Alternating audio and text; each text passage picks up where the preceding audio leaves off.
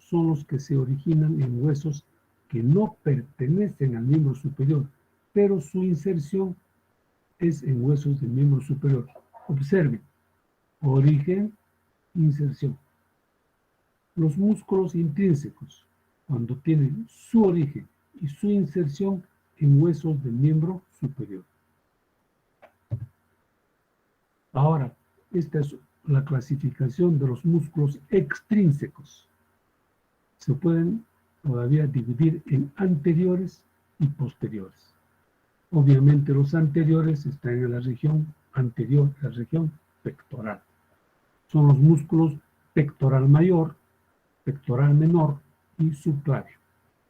Los posteriores, a su vez, se subclasifican en superficiales y profundos. Superficiales son el trapecio y el dorsal ancho, y profundos, el angular del omóplato, romboides mayor, romboides menor y serrato mayor. Aquí, por ejemplo, tenemos los músculos anteriores del hombro, extrínsecos anteriores. En primer lugar, dijimos el pectoral mayor. El pectoral mayor, observen ustedes que tiene origen en el esternón. Y como sabemos, el esternón es un músculo que no pertenece al miembro superior. En cambio, su inserción es en el húmero. Por eso este músculo es extrínseco. Tiene su origen en huesos que no pertenecen al miembro superior, pero se insertan en huesos del miembro superior. Músculo extrínseco. Bien. El pectoral, como estamos viendo, se origina también en la clavícula. Clavícula, tercio interno de la clavícula. En la cara anterolateral y borde externo del esternón. Y también en los 6 primeros cartílagos costales. Sus fibras musculares terminan insertándose en el labio externo de la corredera bicipital. Labio externo de la corredera bicipital. Ese es el músculo pectoral mayor. Aquí tenemos el pectoral mayor junto al deltoides, con el que forman este surco que se llama surco deltopectoral.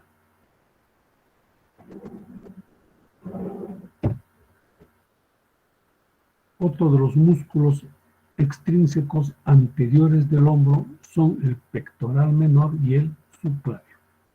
El pectoral menor se origina en las costillas 3, 4 y 5.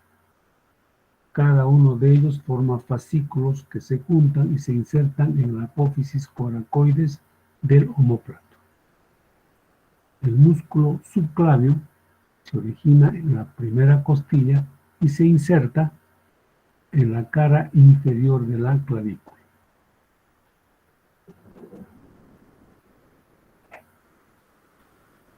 El músculo subclavio tiene su propio nervio que viene del plexo braquial.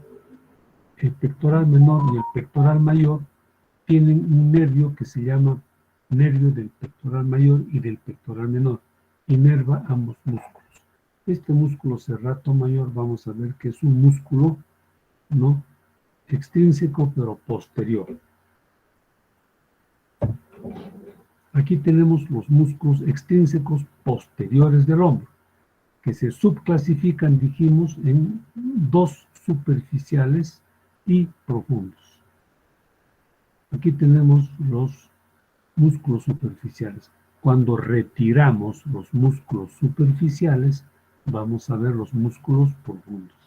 En el lado izquierdo vemos los superficiales y en el lado derecho están los profundos. El trapecio se va a originar en una serie de estructuras que están en el plano medio del dorso, desde la tuberosidad externa del occipital, ligamento nucal, y las apófisis espinosas de todas las vértebras dorsales. Este músculo grande, ancho, de forma triangular, va a terminar insertándose en la espina del omóplato, en el acromión y en el tercio externo de la clavícula. El trapecio es inervado por un nervio craneal que se llama nervio espinal. Se llama también nervio accesorio. Es uno de los nervios craneales. El dorsal ancho se origina en una aponeurosis gruesa, que es aponeurosis profunda, con nombre propio que se llama aponeurosis toracolumbar, esta de acá.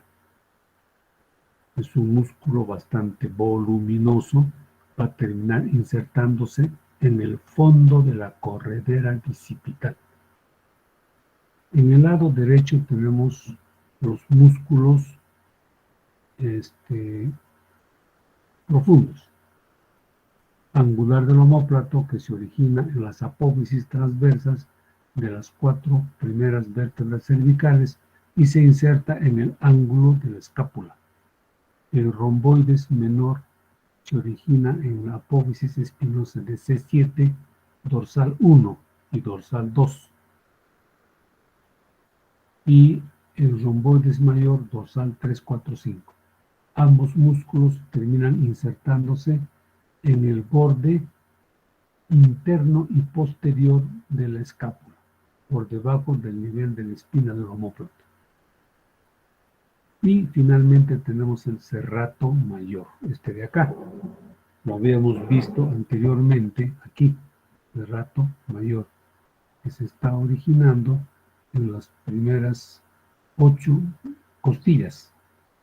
Fíjense, va muy pegado, formando parte de la pared del tórax, serrato mayor. De cada costilla va un fascículo y se va juntando, de las 8 primeras costillas. Y se va a insertar también en el borde interno de la escápula, pero en su cara anterior. El serrato mayor tiene su propio nervio que viene del plexo braquial. Igualmente el angular del omóplato, en cambio, viene de una rama del plexo cervical y los romboides del plexo braquial. El dorsal ancho también tiene su propio nervio, que es rama del plexo braquial. Los músculos intrínsecos del hombro se subdividen en 2 abductores, 2 rotadores externos y 2 rotadores internos. En este caso, como están divididos por rotadores externos, infraespinoso y redondo menor, y 2 rotadores internos, subescapular y redondo mayor. Aquí tenemos las inserciones de algunos músculos, principalmente los que hacen rotación interna y también abducción. Rotación interna, el subescapular, que se origina en la fosa subescapular, cara anterior de la escápula, y se inserta en el troquín. El de redondo mayor, que se origina en el tercio inferior del borde externo de la escápula, cara posterior, y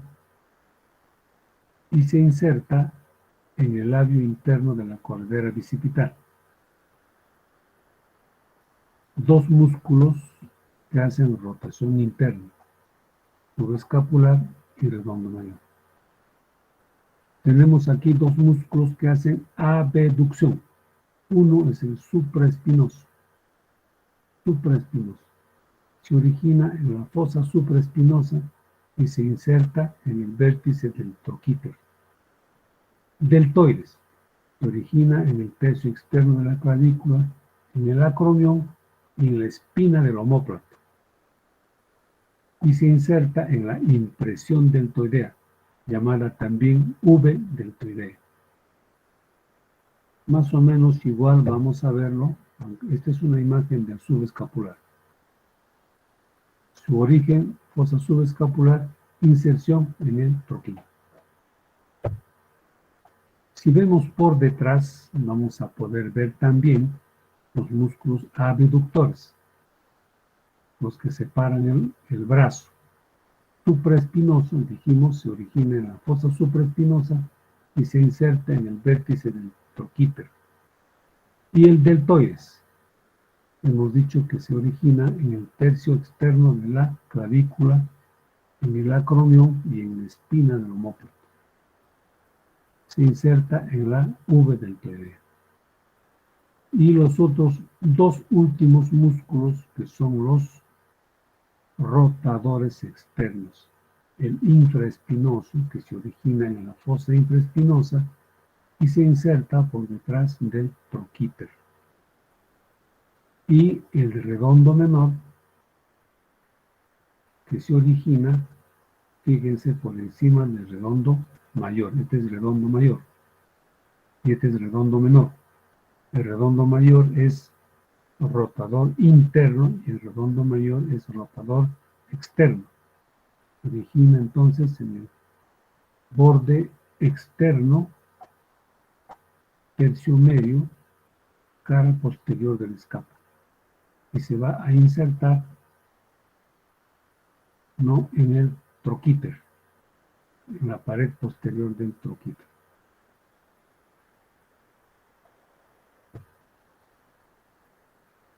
Y entonces nosotros tenemos este dibujo esquemático para entender mejor de los músculos intrínsecos, clasificados por su función.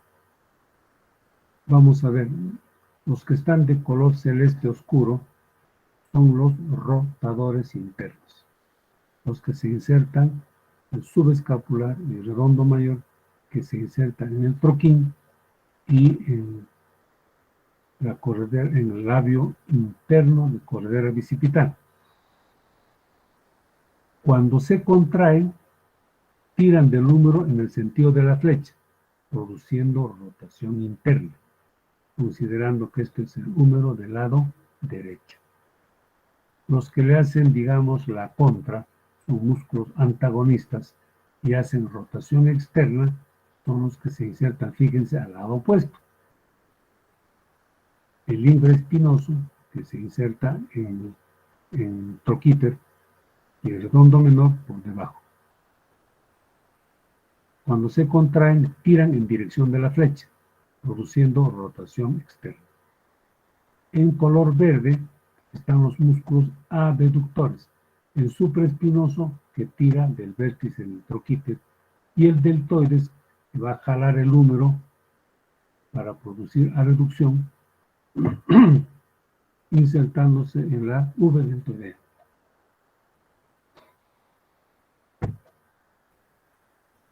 Estos músculos vistos por detrás, sumados a las dos porciones del tríceps, van a formar un espacio cuadrangular, un espacio triangular. A este espacio cuadrangular también se le llama espacio húmero tricipital. Y este espacio triangular también se le llama homotricipital. El espacio cuadrangular está formado por la diáfisis del húmero, el redondo menor, el redondo mayor y la porción larga del tríceps, que es un músculo posterior del brazo. El triángulo homotricipital está formado por el redondo mayor, redondo menor, redondo mayor y la porción mayor del tríceps. Lo importante de esto es que nos va a ayudar a identificar los elementos anatómicos de esta zona, porque por el cuadrilátero húmero tricipital está pasando el nervio circunflejo. Estos dos elementos anatómicos están pasando de la región anterior del hombro a la región posterior. Lo hacen atravesando este cuadrilátero. El nervio circunflejo, la arteria circunfleja posterior acompañada de su respectiva vena. Y por el triángulo homotricipital pasa la arteria circunfleja escapular, que es rama de una arteria que se llama subescapular, que a su vez es rama de la arteria axilar.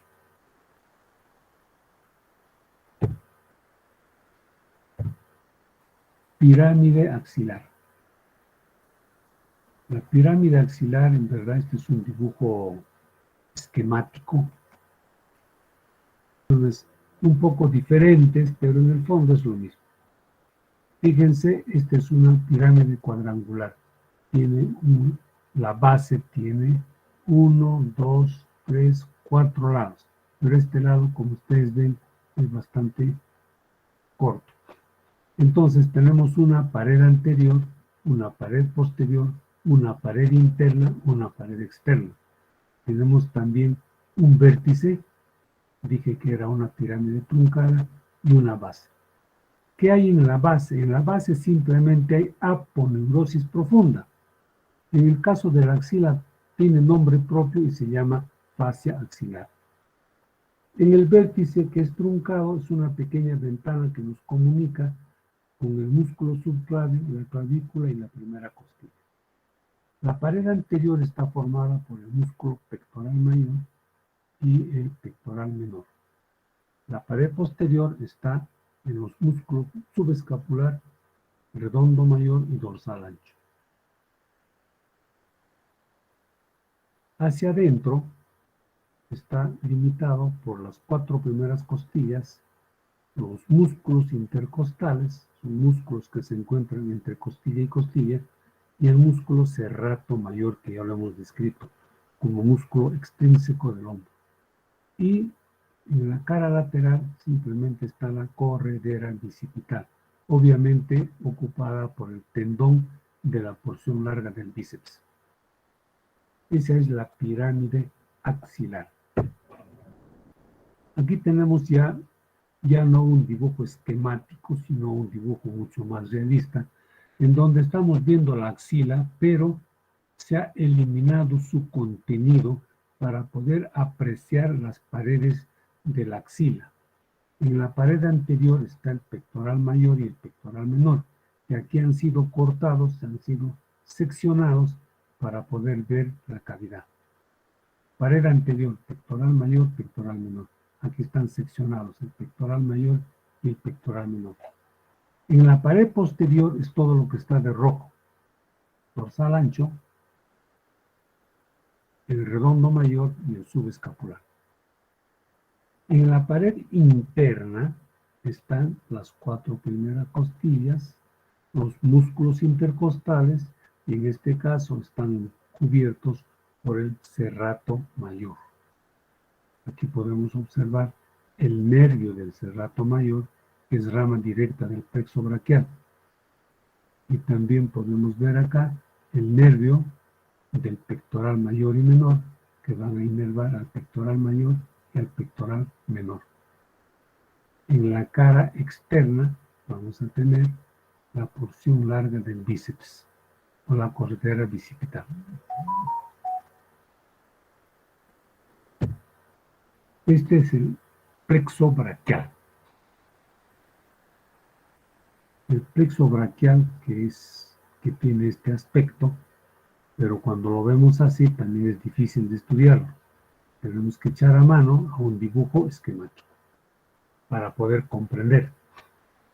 Estos son nervios raquídeos, pero por si acaso, cada nervio raquídeo, los nervios raquídeos son los nervios que nacen de la médula espinal. El nervio raquídeo se divide en 2 ramas, una rama anterior y una rama posterior. La rama posterior se va al dorso, a la espalda, a la nuca, a la región posterior. Y las ramas anteriores forman plexos, como en este caso el plexo braquial. Un poco más arriba forman el plexo cervical y más abajo el plexo lumbar, el plexo sacro. Bien, el plexo braquial, por si acaso la palabra plexo no significa red. Efectivamente, todo esto se hace como una red, por eso se llama plexo. Entonces, el plexo braquial tiene toda esta anatomía y de alguna manera se ha logrado determinar alguna lógica, digamos, en cómo es que se entremezclan sus fibras. En verdad, lo que ocurre acá es una mezcla de sus fibras. Por ejemplo, tenemos acá C5 y C6, arriba pueden apreciar ustedes. Estos son los nervios raquídeos. C5, C6, C7, C8 y dorsal 1. Son los nervios. Adecuadamente fusionados forman los troncos primarios. Los troncos primarios se dividen y forman troncos secundarios, de los que salen finalmente las ramas terminales. Bien, observen que C5 y C6 se fusionan para formar el tronco primario superior. El tronco primario medio es C7 solo. El tronco primario inferior está formado por la fusión de C8 y D1. Ahora, los troncos primarios superior, medio e inferior van a dar ramas anteriores y ramas posteriores. Fíjense, el superior, anterior, posterior. El medio, anterior, posterior. El inferior también da dos ramas, anterior y posterior. Sucede que las tres ramas posteriores, posterior, posterior, posterior, las tres ramas posteriores forman el tronco secundario posterior, de donde nace el radial y el circunflejo, que son las ramas terminales. Repito entonces, los troncos primarios dan ramas anterior y posterior, anterior y posterior, anterior y posterior. Las ramificaciones posteriores forman el tronco secundario posterior, de donde salen los nervios radiales circunflejos. El nervio mediano se forma de ramas que vienen, bueno, los troncos secundarios son tres. Ya dijimos el posterior, el tronco secundario anteroexterno y el tronco secundario anterointerno. El anteroexterno está formado por las ramas anteriores del superior y del medio. El posterior, ya dijimos, la fusión de los tres posteriores, y el anterointerno es una rama del inferior. Y luego salen los 5 nervios terminales, las ramas o nervios terminales, que es el radial y el circunflejo, el músculo cutáneo, el mediano y el cubital. El mediano tiene ramas del anteroexterno y del anterointerno. El cubital del anteroexterno y del anterointerno. El músculo cutáneo solo del anteroexterno.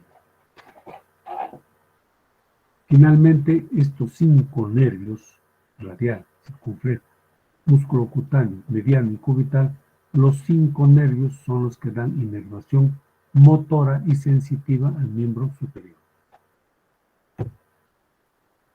Esta es una imagen ya más realista en donde podemos igualmente percibir 1, 2, 3, 4, 5 nervios que están formando el plexo braquial, los troncos primarios, y acá tenemos los troncos secundarios, de donde nacen los 5 nervios y acá de que van a inervar el miembro superior. Podemos identificar los 5. Por ejemplo, acá tenemos mediano, músculo cutáneo, radial, circunflejo y cubital. Existen otras ramitas, otras ramas sensitivas puras, como es el braquial cutáneo interno y su accesorio. Luego tenemos nervios para el subescapular y dorsal ancho, que son ramas directas del plexo braquial.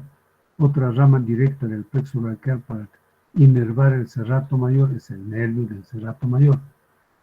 Hay un nervio especial también para el nervio subcláneo. Y como dijimos, un nervio del pectoral mayor y del pectoral menor que inervan al pectoral mayor y menor respectivamente. Como ven, el plexo braquial es contenido de la pirámide axilar. Acá seguimos con la misma imagen para graficar que está conteniendo al plexo braquial y la arteria. Vean cómo la arteria se sitúa en el centro de las 3 ramas secundarias del plexo braquial. Vamos a ver las ramas de la arteria axilar. Esta es la arteria axilar. La arteria axilar no es más que la continuación de la arteria subclavia. La arteria axilar es continuación de la arteria subclavia. Y la arteria axilar se continúa con la arteria humeral. ¿En qué momento cambia de nombre? ¿No? va a cambiar de nombre al pasar el borde externo de la primera costilla. Y cambia de nombre a humeral cuando pasa el borde inferior del músculo pectoral mayor. En su trayecto va a dar 6 ramas. Una arteria torácica superior está irrigando los 2 primeros espacios intercostales. Una arteria que se llama acromio torácica, que da 2 ramas a la pared del tórax y otras 2 ramas que va al acromion y al deltoides. Una arteria mamaria externa, llamada también torácica externa, es una de las ramas principales que irriga la glándula mamaria. La arteria subescapular es la arteria más voluminosa, más fácilmente disecable e identificable en los cadáveres. Se divide en 2 ramas. Una rama que se llama arteria del dorsal ancho. Hemos visto que el dorsal ancho es un músculo voluminoso y requiere también de una arteria bastante voluminosa. La otra rama es la circunfleja escapular, que es la que pasa por el triángulo homotricipital. No vamos a repetir esa imagen. Arteria circunfleja escapular. Arteria circunfleja escapular. Tenemos acá. Arteria circunfleja escapular. Vean cómo pasa de la región anterior a la región posterior del escápulo.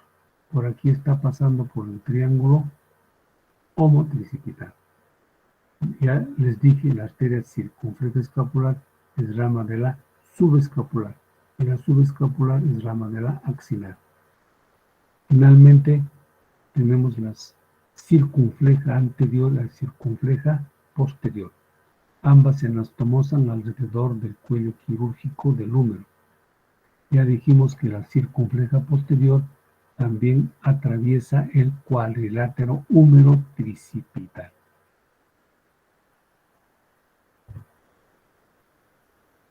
Este es todo el contenido de la axila.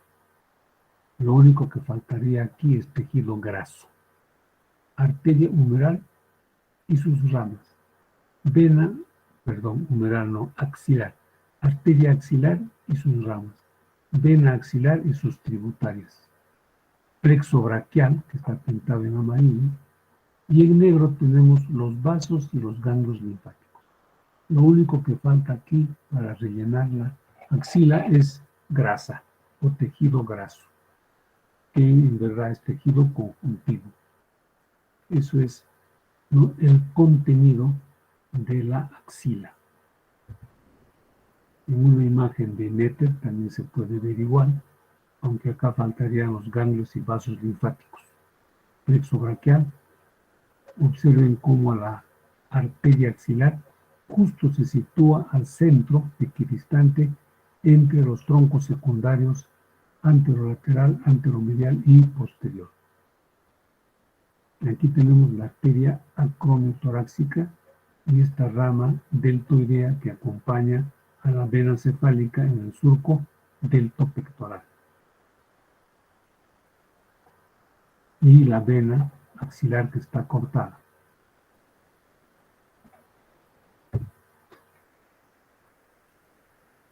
Esta es una articulación, una sección coronal de la frontal de la articulación del hombro. Podemos ver sus componentes, la cavidad glenoidea, el cartílago articular. Observen que la cavidad glenoidea es casi plana.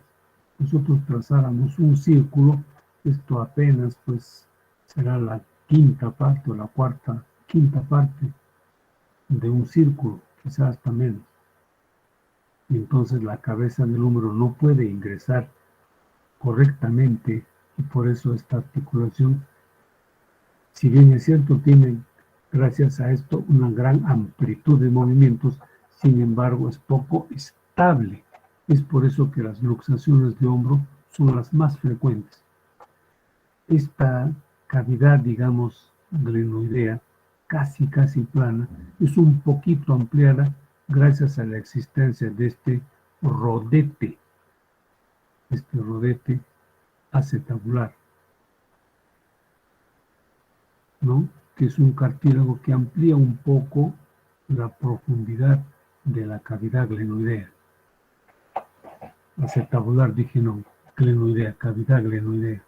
Amplía un poco la profundidad de la cavidad glenoidea. Y tenemos acá la cabeza del húmero que dije representa solamente un tercio de esfera. Aquí tenemos el acromión y la clavícula, la articulación acromio-clavicular. Y observen que aquí está el músculo supraespinoso, con su tendón que termina en el troquíter. Este músculo, cuando se contrae, va a producir abducción junto con el deltoides. Pero observen que existe acá esto con el número 2, bursa, que también se puede llamar bolsa o bursa. Es una pequeña bolsita sinovial. Justo está por debajo del acromión y se llama así, bursa subacromial. ¿Qué importancia tiene esta bursa subacromial? Que está tapizada por dentro por membrana sinovial. Aquí hay membrana sinovial, por lo tanto contiene líquido sinovial. Es un lubricante, actúa como lubricante para el deslizamiento de este tendón. Cada vez que levantamos el hombro, cada vez que hacemos abducción del hombro, este tendón se desliza. Se desliza con mucha frecuencia porque, como ustedes entenderán, el hombro es una articulación muy utilizada en todo tipo de labor, en todo tipo de actividad. Imagínense, por ejemplo, un profesor de aula que para escribir en la pizarra tiene que estar constantemente con el brazo, con el hombro en abducción. Y entonces, por la edad, por el desgaste prematuro, por el uso excesivo, esta bolsita se inflama. Y entonces hay una enfermedad muy frecuente que se llama bursitis subacromial. Esta bolsita se llama bursa subacromial porque queda debajo del acromión. Al inflamarse, produce dolor del hombro y la enfermedad se llama así, bursitis subacromial. ¿Cómo la podemos tratar? Se toman pastillas antiinflamatorias y a veces es necesario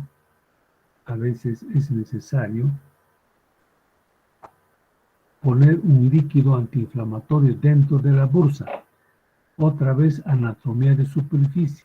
Puedo palpar el acromión y entonces pongo una jeringa cuya aguja llega a la bolsa subacromial.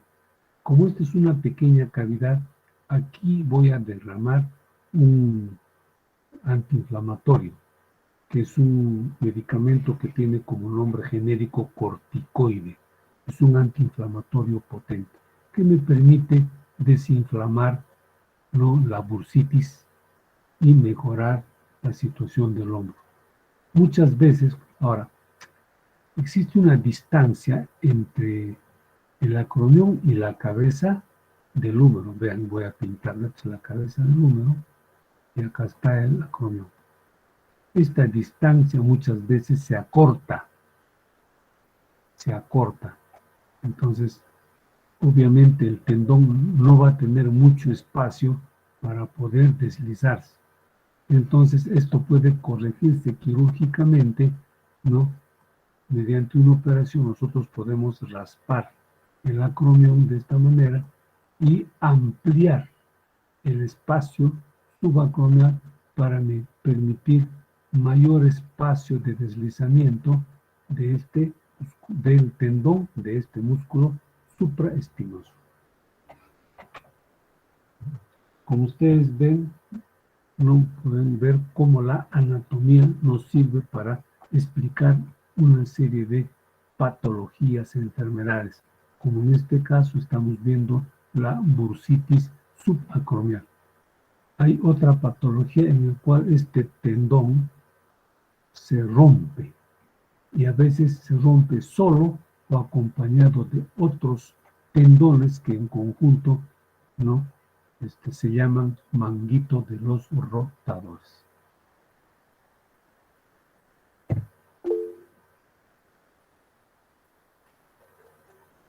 Profesor, disculpe, en ese gráfico, ¿dónde está la cavidad sinovial?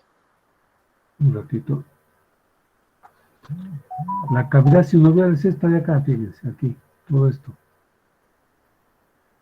¿Está bien? Ya. Ajá, ya gracias, profesor. Es que Porque no se está nota ahí. el 4. Aquí está.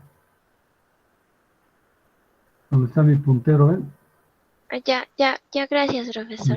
Esto es cavidad sinovial. Es importante, está muy interesante tu observación. ¿Por qué? Porque si ustedes ven, la bursa subacromial no tiene comunicación con la cavidad sinovial. Es independiente. La cavidad sinovial también está tapizada por membrana sinovial y también fabrica líquido sinovial. Pero este líquido sinovial es para lubricar la articulación. En cambio, el líquido sinovial de la bolsa o bursa subacromial sirve para lubricar el deslizamiento del tendón, ¿no? Muchas articulaciones tienen varias bolsitas que van a servir para facilitar el deslizamiento de los tendones.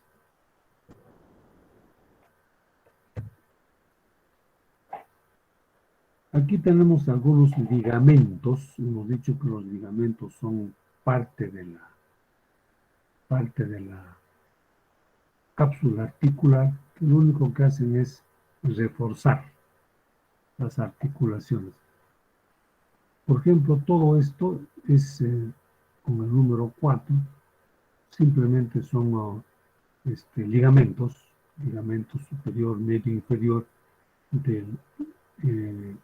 Aquí estamos viendo que la cápsula articular del hombro es bastante gruesa y tiene que ser así porque han visto que es una articulación en donde la cabeza del hombro no ingresa mucho a la, a la cavidad glenoidea de la escápula.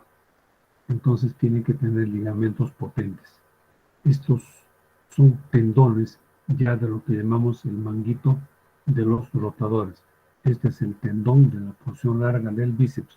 Observen aquí donde está el puntero. Igualmente este tendón está rodeado de una vaina sinovial. La vaina sinovial, ¿no? Muy parecido a las bursas, las vainas rodean completamente a los tendones. También están tapizados por líquido sinovial. Van a permitir, en este caso, el deslizamiento de este tendón de la porción larga del bíceps. Aquí tenemos la articulación acromioclavicular, que es una articulación sinovial plana, reforzada por ligamentos. Este es el ligamento córaco-acromial y estos son córaco-claviculares, conoide y trapezoide. El manguito de los rotadores.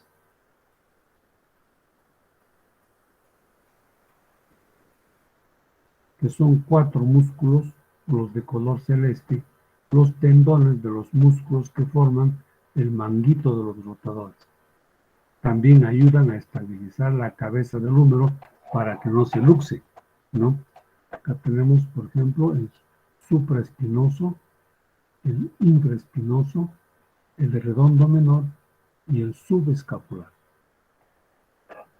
Aquí vemos la cavidad glenoidea de la escápula y rodeada, como les decía, de un rodete cartilaginoso, que sería el rodete glenoideo. Acá está rodete glenoideo, que hemos dicho que este rodete glenoideo amplía un poco la profundidad de la cavidad glenoidea para ayudar a una mejor estabilidad del hombro. En esta imagen han puesto, fíjense, la bolsita subacromial.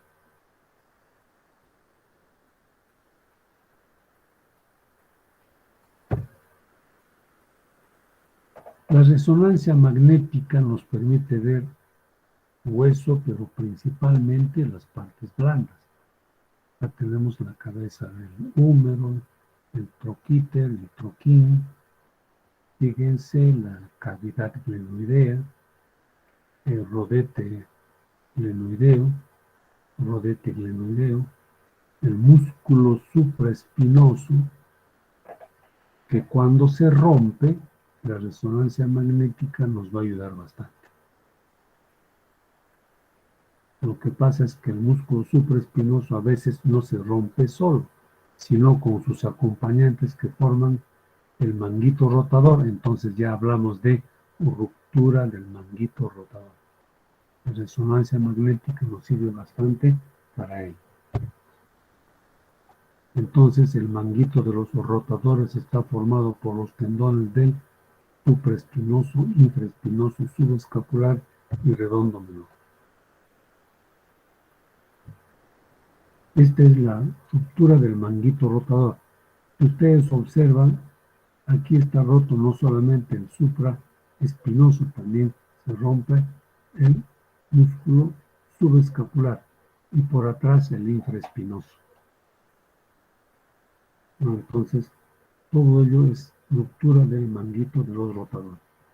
Esta lesión es frecuente en pacientes mayores de 50, 60 años, tercera edad, y es causado por el debilitamiento de esta estructura tendinosa por falta de una irrigación adecuada. Se considera una enfermedad degenerativa, pero el desencadenamiento es siempre generalmente un traumatismo. Caídas, por ejemplo, con el brazo extendido. Más adelante vamos a ver un video de cómo se repara una ruptura del manguito rotador. Es una de las patologías frecuentes del hombro.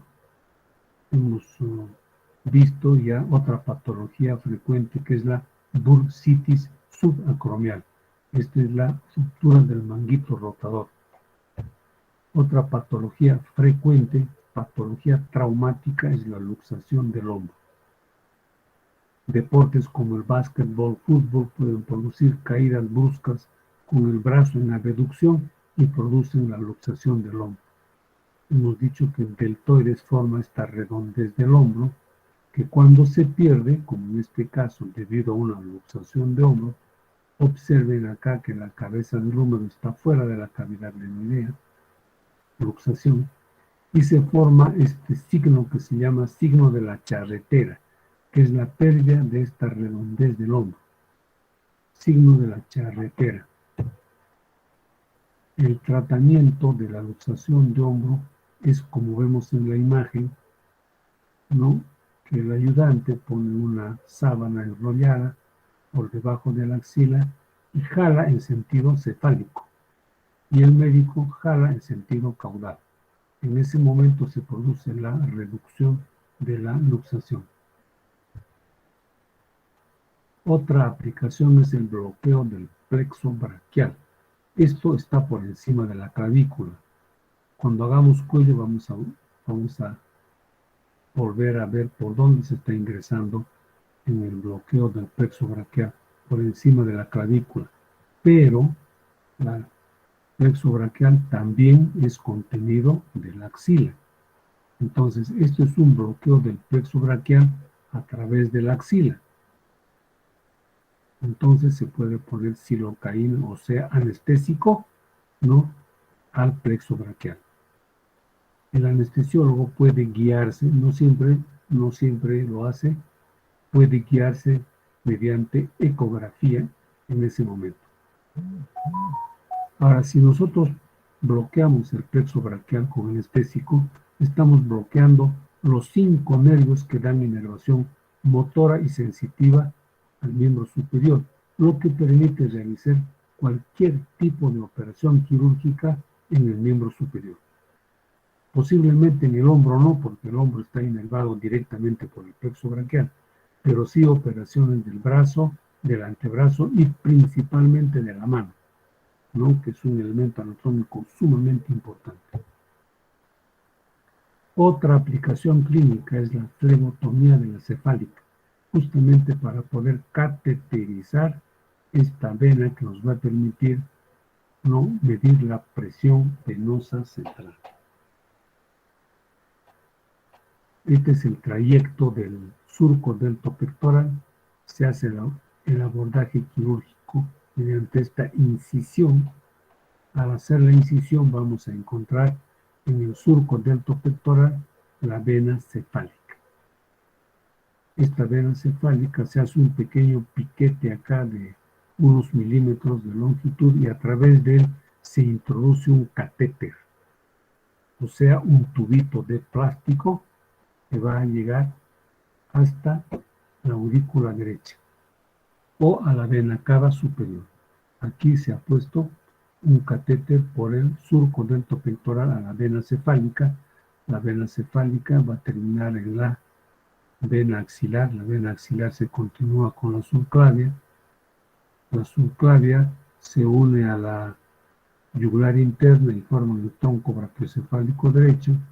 Este se une al otro tronco brachiocefálico izquierdo y forman la vena cava superior, y la punta del catéter va a estar en la aurícula derecha para medir presión venosa central. La presión venosa central es uno de los criterios, uno de los aproximadamente 10 parámetros que se miden constantemente en las unidades de cuidados intensivos.